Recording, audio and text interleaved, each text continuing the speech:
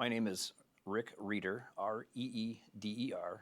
I'm a staff lieutenant with the Ohio State Highway Patrol. I'm currently assigned as one of the assistant district commanders for the Cleveland District, and one of my many tasks is I'm the liaison here at the Ohio Turnpike and Infrastructure Commission. How often do you see a crash on the road, like say weekly? In like an on-duty status, Yeah. um, it will happen occasionally. It's not frequent that we see them. Typically people when they see a marked car, the driving habits will improve. I can say a lot of the stuff I see, the good violations, are mostly in my personal car, like off duty. I'll see a crash or see that person run a stop sign, something that, if I was working, it would be a great traffic stop. But to actually see a crash, I've had a few with our current digital recording systems. They record 1 minute previous to when it activates. So we've captured some crashes with that video system. So it's came in real helpful as far as evidence gathering. Okay. And then, how often do you see like a conflict, like near misses or swerving or something? That we see. We're constantly looking for any kind of traffic violation or something that would, we could initiate a traffic stop on. Marked lanes violation where a car might be weaving in and out of its lane. Sometimes that's indicative of distracted driving or impaired driving. So that's something we look for. A big life-saving measure we do is we like to sit on stop signs or observe stop signs, I should say, to see if a person stops as they should, and a lot of troopers will record those intersections to see if a vehicle runs the stop sign. So we do see traffic violations. Some troopers have seen, commercials come across the medians on the interstate from like the southbound to the northbound lane. Those are not as frequent, but unfortunately they do occur. So, would you say that human error is the most common reason for a crash, and then how often is distracted driving caused? And if you could talk about that 3% figure. Yeah, I kind of pulled some numbers preparing for your interview, and the actual distracted driving statistics in our crash gathering data, it's fairly low. But the reason for that is if we have to have some sort of evidence to mark that crash as distracted driving.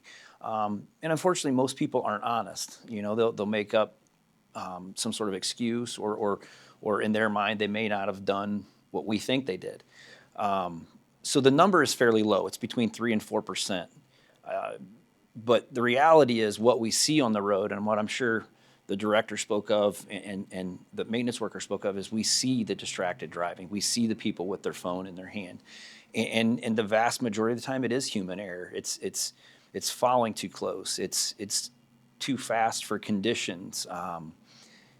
Here on the turnpike, we have a lot of lane movement violations where persons will swerve out of the lane, like we spoke of before, and sideswipe another vehicle.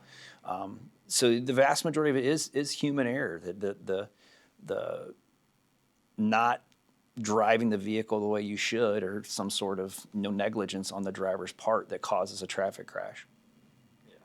And then from your experience with State Highway Patrol, can you share like a moment when the emotional weight of these tragedies really hit home for you?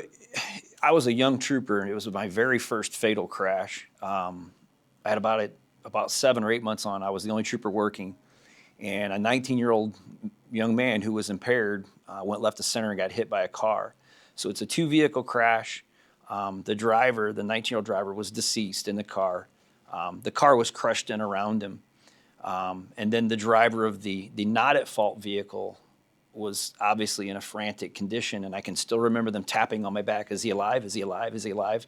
And I'm trying to process everything as a new trooper, somewhat overwhelmed myself. And it just, for the next couple of days, I just kept thinking of that person that was there, that was breathing 10 minutes ago, 20 minutes ago, whatever it was before the crash, and now they're not. They don't get to go home to their family.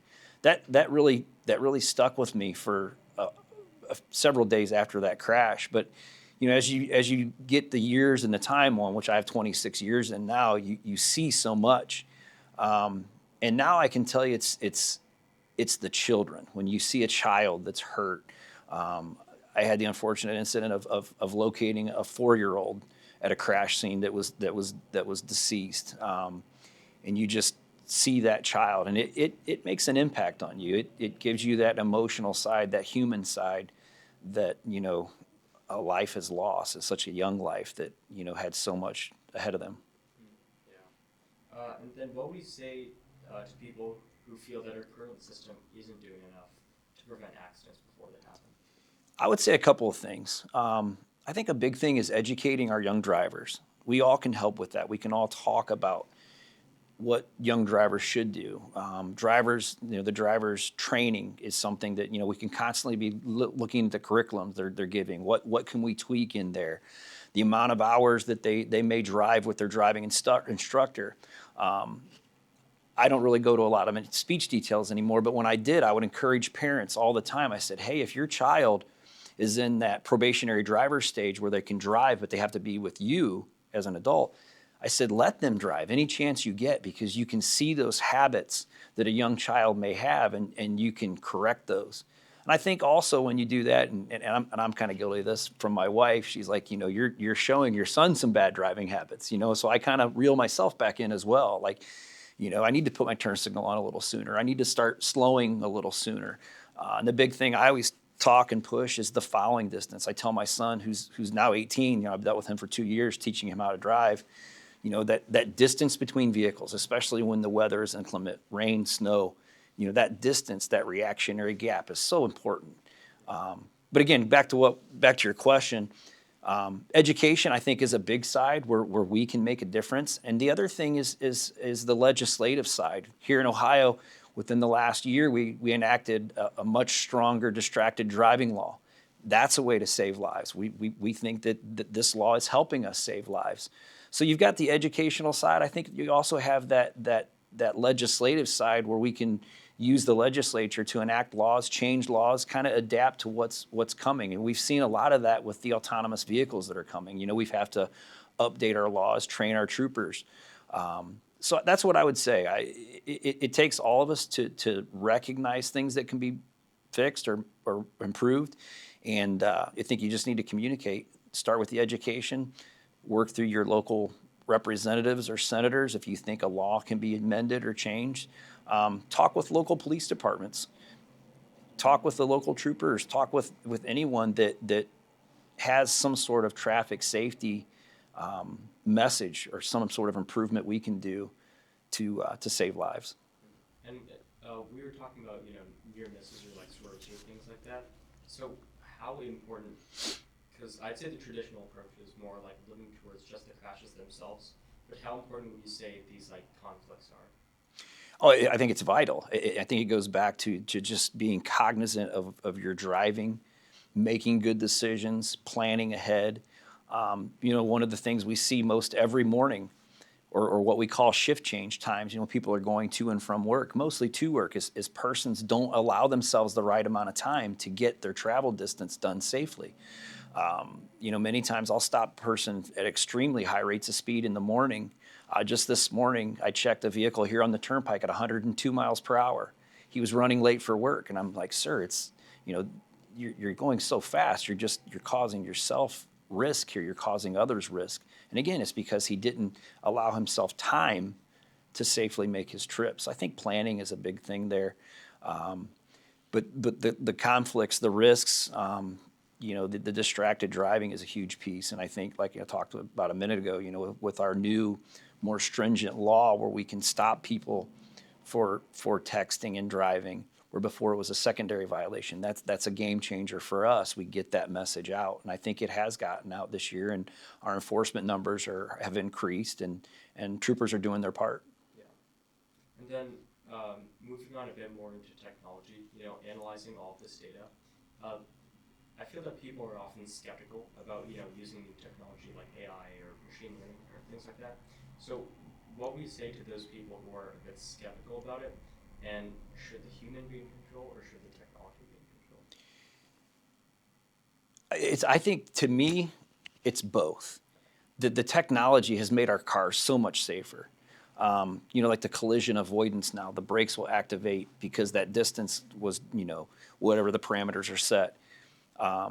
So the technology is great. It really is. It's made us safer. The traction control systems, I can say, going from a 1998 Ford Crown Victoria that I drove as a new trooper to a new Dodge Durango, there's so much more technology. The traffic, or the stability control, the just the technology is good, but to backtrack on it, it goes back to the person operating the vehicle. That's the most important part. You have to always be cognizant of what you're doing, what your vehicle's doing. Control your vehicle. You have to be aware of things that are in front of you, because something will change and it'll be a split second. And from my experience right now, I don't think the technology has caught up to it. We had a patrol car yesterday in Ashland County that was sideswiped by a vehicle. And I think what it was, and we're looking at it still, it's still under investigation, but there was a commercial vehicle in front of this passenger car approaching a trooper who was stopped. Now, I can only assume that the passenger car that ultimately sideswiped our car probably didn't see the trooper, because this large commercial tractor trailer that's in front of them. So as the tractor trailer moved over to go around the trooper safely, the following distance wasn't enough for this vehicle to do the same, and the person ended up sideswiping our patrol car. Thankfully, the trooper wasn't hurt. It was property damage to both vehicles, but again, that's another example of being aware of the surroundings. You're the driver of the car. You have to be cognizant. You have to react when something like that happens. Yeah, and then also I feel that there's a kind of like line of thought for people in state highway patrol, as you guys are just like traffic cops. They're just like pulling people over. But I think I'd like to ask you, like, what's the paradigm shift that can be made from that to something a bit more meaningful? Yeah, in Ohio, we pride ourselves on traffic safety, and the goal is saving lives by reducing traffic fatalities. That's what we pride ourselves on, and we preach a strict but firm enforcement. But another piece that we've done a lot better at is the education side. Sometimes you can educate a driver with a warning that will go, but sometimes that traffic citation, like this morning when I checked this person at 102 miles per hour, that I feel that's a traffic citation to change that behavior. But the education piece, we find ourselves getting into schools more, being more in the public, the more opportunities we get to talk. This is a perfect example. I'm so proud that you've taken this approach to help us with our mission to save lives, because truly, the more people I can reach out to and tell, like, look, we're here to save lives. We're not here just to write tickets. We're here to change driving behavior. We're here to help. And that's what it's about. And for you to care enough to take the time to ask us this stuff, and I think it's essential for us to get our message to a younger generation such as yourself. And in my opinion, you're the perfect catalyst for this, that can get that message to the younger generation. So yeah, we're more than just ticket writers. We want to educate people. We do really good crash investigations, with ultimately, we try to limit civil liability by doing a good report. We do many things. We do blood relays. We'll do community events. So we are out there. We do more than just write tickets. We're all parts of the community, and we want the community to view us as members of the community. There's something called Vision Zero, which is eliminating all deaths, on America's roads. So I want to ask you, how attainable do you think that is from your perspective? It would be. It's a great goal. It really is. Several years ago, we had a couple of really good years, and we were below 1,000 deaths here in Ohio, traffic deaths. Unfortunately, since then we've kind of rose up some, but in the last couple of years we've brought those numbers back down, and we've saved some lives. I'm all for it. Through technology, through education, whatever means we can do, every life is valuable. The worst part of my job is notifying a family member that their family member has died because of a traffic crash. That is the worst job that I have done in my 26 years. If we can eliminate that aspect by saving all lives, that's a win-win. And then last question. We'd also like to convey the importance of a team effort in road safety. So despite the fact that humans are always going to make mistakes, human error is inevitable, what message would you like to convey to the public, regardless of all this promising technology? To me, it's about us and our driving. Give yourself more time so that we're not having to speed to get to work on time. Increase your following distances so that you have that reactionary gap in case a deer runs out in front of you or a child runs out in front of you. talk with your local law enforcement. You know, if you want them to come out to your school and talk traffic safety, we would love that opportunity. There's so many levels that we could improve to help us attain that zero deaths goal. And technology is a big portion of it. It really is.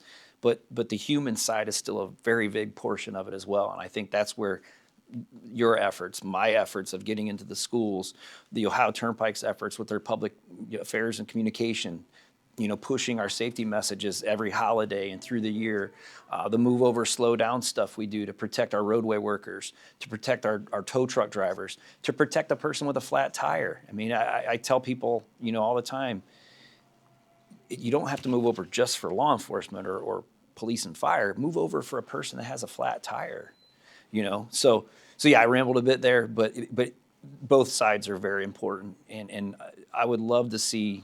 Here in Ohio, I'd love to see that traffic fatality get down below 1,000 again, and this kind of stuff is what we need to do to attain that. Let's take the road to Vision Zero.